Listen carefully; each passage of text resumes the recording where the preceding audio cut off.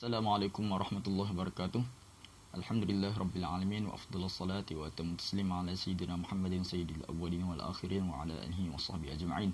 Pada hari ini saya akan bincangkan setajuk iaitu tauhid dan pemikiran sesat. Pemikiran sesat ini mempunyai 8 langkah untuk menjadi kesesatan itu lebih nyata. Yang pertama ialah materialism, yang kedua secularism, yang ketiga liberalism, yang keempat rationalism, yang kelima humanism, yang keenam human right, yang ketujuh pluralism, dan yang ke-8 ataupun yang terakhir adalah demokrasi. Seterusnya kita melihat satu persatu agar kita mendapat gambaran yang lebih jelas, iaitu yang pertama, apabila seorang itu mula untuk tidak percaya kepada Tuhan, ia akan menjadi materialism. Apakah yang dimaksudkan dengan materialism? Materialism ini adalah satu golongan yang mengutamakan harta. Mereka tidak lagi mengutamakan hati mereka ataupun rohani mereka. Mereka meletakkan ketuhanan itu seperti dua, harta dan ketuhanan. Jadi seperti itu. Mereka tidak percaya lagi Allah Subhanahu Wa Taala ini, tidak yakin. Mudah cerita kita panggil tidak yakin rezeki Allah Subhanahu Wa Taala. Dengan Allah Taala mereka sudah tidak yakin. Yang kedua, lebih melarat lagi, kita panggil secularism. Apakah yang dimaksudkan dengan secularism? Mereka lah golongan yang meminggirkan agama, tidak mahu mengaitkan hal duniawi dengan ukhrawi.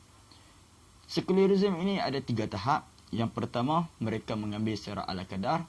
Yang kedua, mereka tidak peduli dengan agama. Dan apabila sampai tahap yang lebih melarat, mereka sudah menolak kepada agama, tak mahu sebarang fahaman agama dalam hidup mereka. Adapun yang ketiga iaitu liberalism, iaitu mengutamakan hak individu. Mereka mempersoalkan tentang hukum hakam Islam.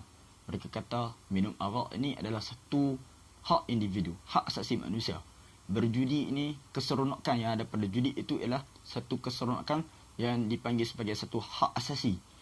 Mereka tidak lagi mempercayai akan hukum-hukum Allah Subhanahu Wa Taala. Mereka mempersoalkan apakah kepentingan hukum hudud pada zaman ini, adakah rasional untuk kita laksanakannya. Yang keempat adalah rationalism. Apabila pemikiran ini semakin teruk, maka mereka akan mengutamakan akal mereka yang kerdil, yang tidak sampai hak untuk memikirkan lebih jauh. Maka mereka akan mengutamakan akal. Mereka akan bertuhankan akal. Akan mengatakan adakah ini benar. Maksudnya mereka mengambil satu konsep sains. Jika ini boleh, maka jika sains boleh, maka boleh lakukan. Kalau sains macam tak logik, maka boleh saja. Walaupun dalam Islam benda itu tidak boleh, maka mereka akan mencari hujah untuk membolehkan perkara tersebut.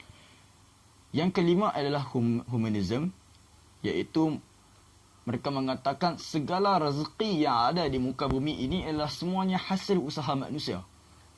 Ia tidak kena mengenal dengan Allah SWT. Allah SWT tidak lagi memberi rezeki. Ini semua usaha kita. Kita lah yang menanam padi, kita lah yang berbajak, ada kita lah yang menuai. Jadi semua ini disandarkan kepada diri sendiri. Yang keenam ialah human right, iaitu mencetuskan hak asasi.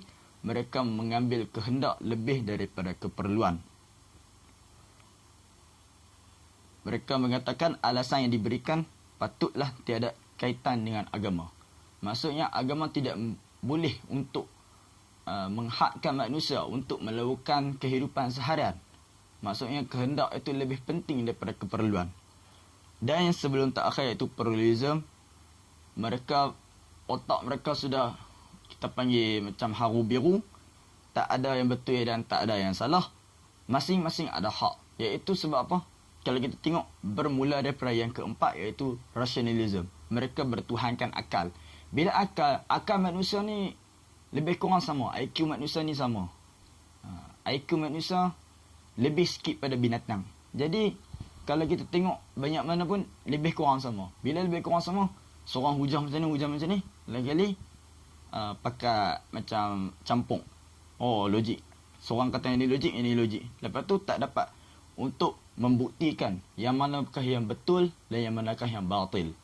Kerana apa? Kerana mereka tiada satu pegangan. Mereka tidak berpegang pada kitab dan sunnah. Ataupun senang contoh kita panggil, mereka tidak berpegang kepada satu wahyu. yang mampu untuk membezakan yang mana baik dan buruk. Dan yang ke-8, mereka akan melaksanakan sistem demokrasi, iaitu memilih pihak yang mana banyak itu benar dan pihak yang sedikit itu salah. Begitulah cara ahli-ahli pemikiran Islam membahagikan tentang 8 perkara ini untuk menjadi lebih sesat. Assalamualaikum warahmatullahi wabarakatuh.